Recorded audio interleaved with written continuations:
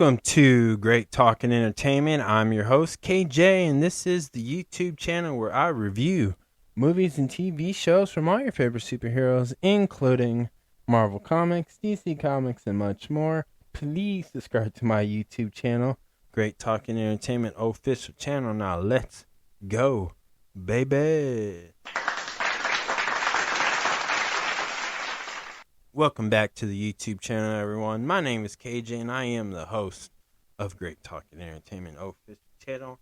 And today's video is the new movie, Scream 7. This is my spoiler review. If you have not seen this, please pause this. And before you go, could you hit the thumbs up button, aka the like button? That would help my YouTube channel out. Come back and let me know what you think about Scream 7 in the comments below. Again, this is a spoiler review. Y'all been warned. Now, let's get into it. This film starts off with a young couple who paid for a weekend stay at a house where it all started from the first Scream movie, and now this house is now turned into an Airbnb type stay, as we see some really cool stuff. You know, they had the body tapes of where they found the bodies on the floor where the murder has happened. They had fake blood where the stab wounds would have been at. They had redid the kitchen and put rubber kitchen utensils that Ghostface would use on his victims. And they even had a robotic machine that had the Scream or Ghostface costume that people recognize to this day. And, you know, they even had somebody, or at least an AI program, asked it a question in the Ghostface voice.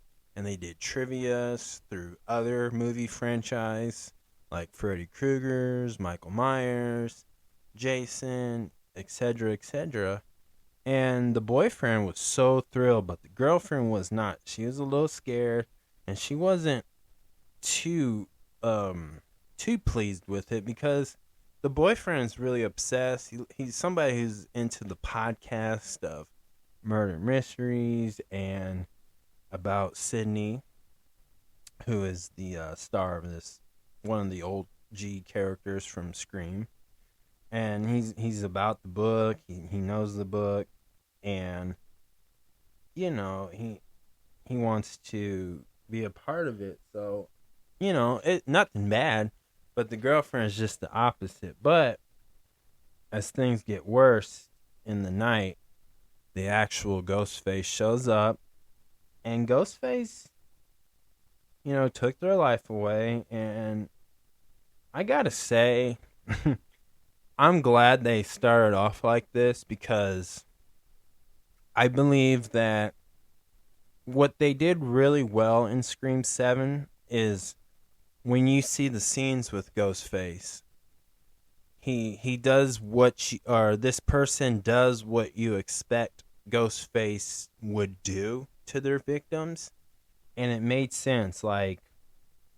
Obviously, the Ghostface's choice's weapon is a knife, and Ghostface did it the way you remember Ghostface would do it, and in Ghostface's iconic way, and the way the Ghostface treated that girlfriend is what you would imagine from the first film. And then Ghostface burned down the whole house.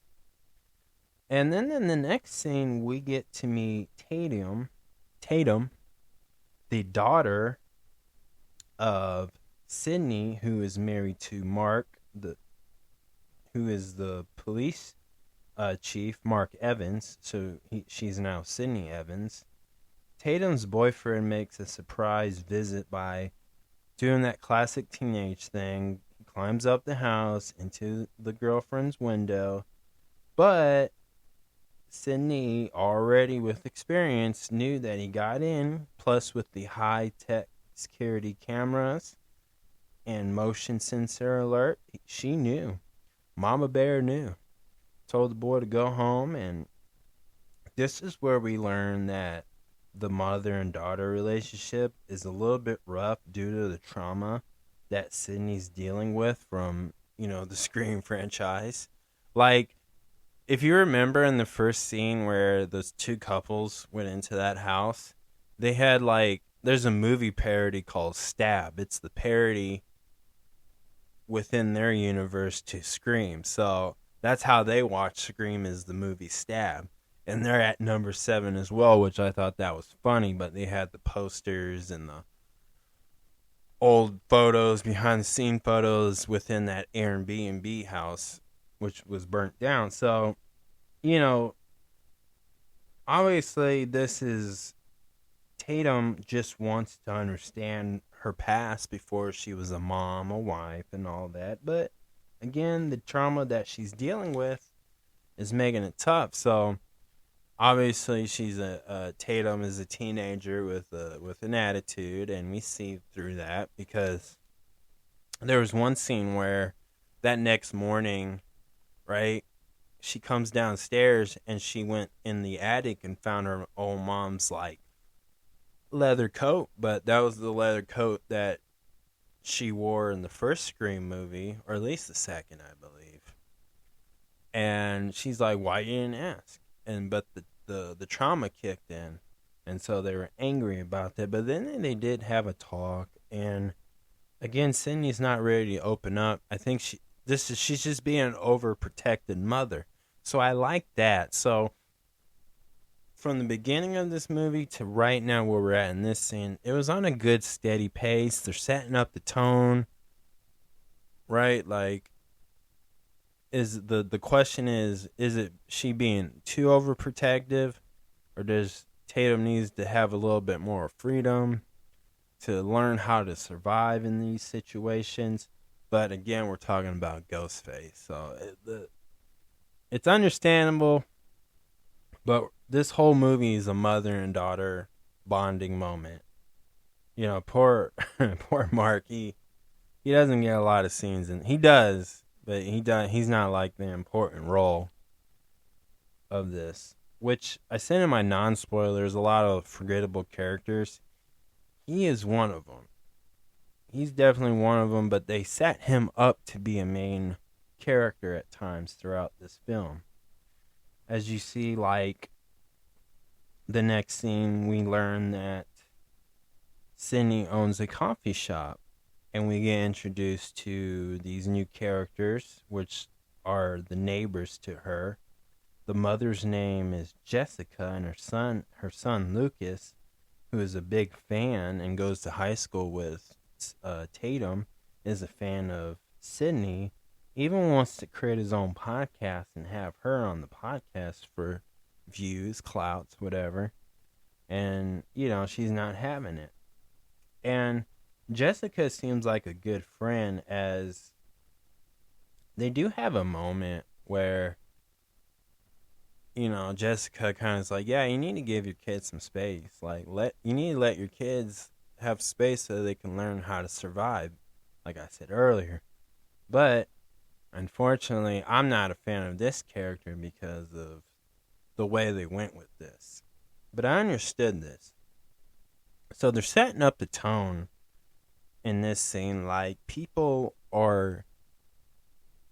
have created cults, a fandom, and there's a lot of people who are very obsessed with Sydney's book. She wrote a book within this story.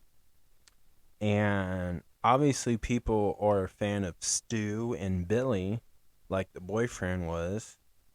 And it gets a little crazy. Like, there's guys like Carl who we meet in the coffee shop, and we find later he was one of the people who dressed as Ghostface. But he gets hit by a car by Gail, who's played by Courtney Cox, right? And it shows like this is the way they're taking it now is, instead of bringing back these old characters in the way I think people for years would like to see them. Here's are the people who are obsessed and are inspired by these psycho killers, right? And that's the theme with it. Because in that scene, right, where Jessica or Sydney gets a video call and a phone call from somebody who has the Ghostface voice, but also it has AI'd Stu's face, and it looked really convincing because throughout this movie, I really thought Stu was alive, especially when they got to the Carl, where we learn Carl again is from a mental institution place, and one of the guys who worked there, which his name is Marco Davis, he tells Gail and Sydney that Stu had amnesia, didn't remember his name, so they just call him John Doe, but he was really quote unquote close to Carl, which that's not true. But these guys have like worship Stu. Like they're a huge fan and they're inspired by Stu. And so is Jessica. And the whole AI thing was just kind of ridiculous. Is the main villain, honestly, and that's why I think people don't like this film a lot, because you assume that Ghostface is the main villain when she should be. Anybody who dresses up as Ghostface should be the main villain, but the AI is the main villain to, make the fake faces and make these fake videos. And I was really questioning when we get to like the scene where Gail's like two proteges, they're like brother and sisters, Mindy and Chad Meeks.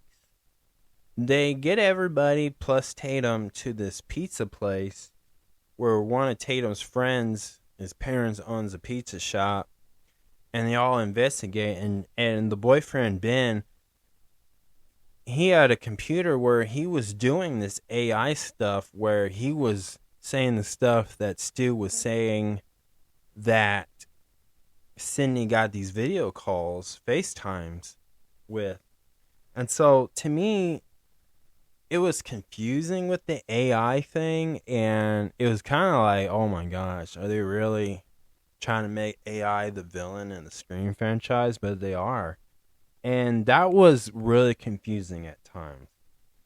Now, throughout the rest of this film, all the way to the end of this movie, we see Ghostface,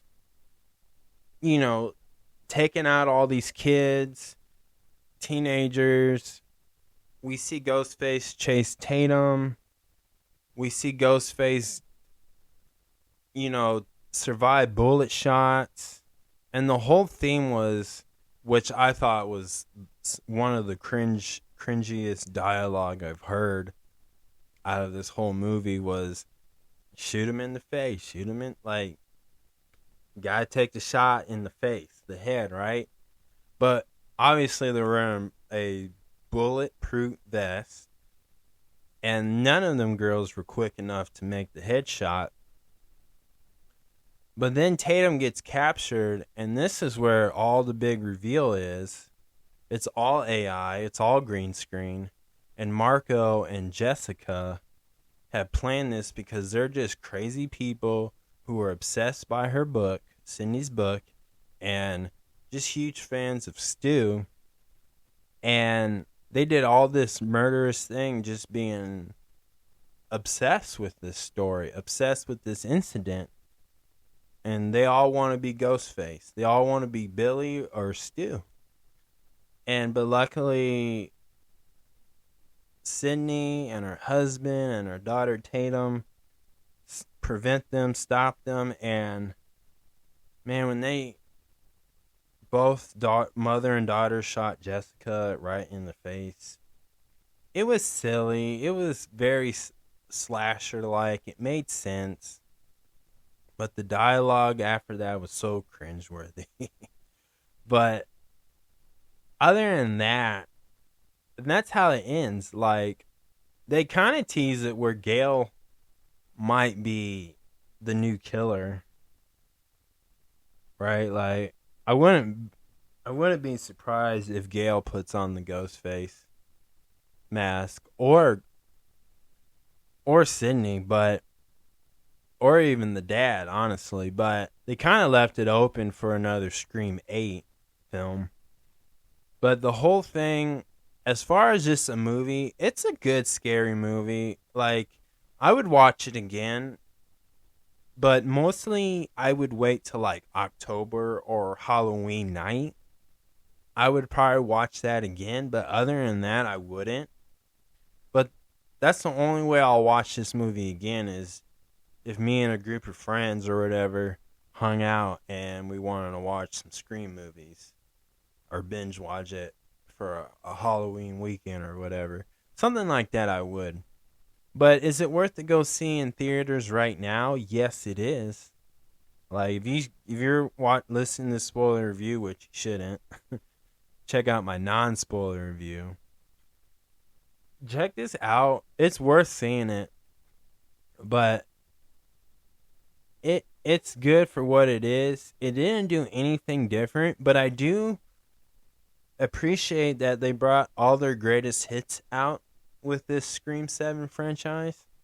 Like Ghostface, whoever was wearing the mask at in these particular scenes, they did everything you remember or you were imagine Ghostface would do to their victims. They got that on point, and honestly, that character really carried this whole movie throughout it, and so did the rest of the cast. But Ghostface, I'm glad they used this character and put more scenes with this character. You know, I think it would have been a more letdown if they had less scenes with Ghostface. So I'm glad they had a lot of scenes with Ghostface. Also, I just thought it was weird to make AI the villain and the main villain in this as well. Like, it was just weird. And the boyfriend Ben never really made sense. Like, he never got to explain why he was using like the AI and using himself to look like Stu, because obviously he got stabbed by one of the Ghostface, one of the people who dressed like Ghostface stabbed him and stuff. So honestly, and it made sense. There's more than one. They kind of foreshadowed that. Really, there was three, because Carl, R.I.P. to Carl, he got hit by that car hard, man. Like, dang. But other than that, it was good. If I had to give this a 1 out of 10, I'm going to give this a 6. Really good movie. It's not a bad Scream movie at all. It's not as good as the first one, but I think people will enjoy it for what it is. And again, there's really not too much in depth to really understand, like, why a person like Jessica or Mark or Marco or Stu or Billy would do what they do. Their reasons made sense to them. It's not supposed to make sense to us or the victims. So it's really like not a real deep meaning to it.